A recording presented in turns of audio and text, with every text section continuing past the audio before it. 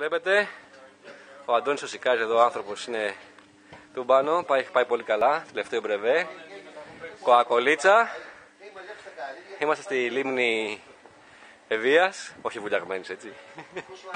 Και τα βλέπετε εδώ, κοακολίτσες, Pepsi Max. Είμαστε δύσκολη παιδιά, κούραση. Ναι. Κούραση, ζέστη, υγρασία βασικά. Ναι. Η υγρασία δεν είναι ζέστη, είναι 2,25. Κατά τις 6 πιστεύω ότι πρέπει να έχουμε. 6 ώρα 6 ώρα πρέπει να έχουμε. Πού ο Θεός, να έχουμε σε υγεία. Πάρα τέτοια. Να και τα παιδιά εδώ, οι φίλοι έρχονται. Άντε και εδώ. Μια κουαγούρα πάρτε. Κοακολίτσα, παιδιά, κοακολίτσα είστε ωραίοι. Έλα, τράβα ένα βιντεάκι εμένα εδώ, έτσι να έχω και εγώ πλάνα. Παίζει εδώ. Ναι, παίζει εδώ. Κύριος Καμπουρόπουλος, τι έχετε να πείτε? Ωραία ήταν μέχρι στιγμής, ωραία τοπία. Στο 100 νομίζω. 130. Ας πω αμέσως, 130. Μπράβο, συγχαρητήρια.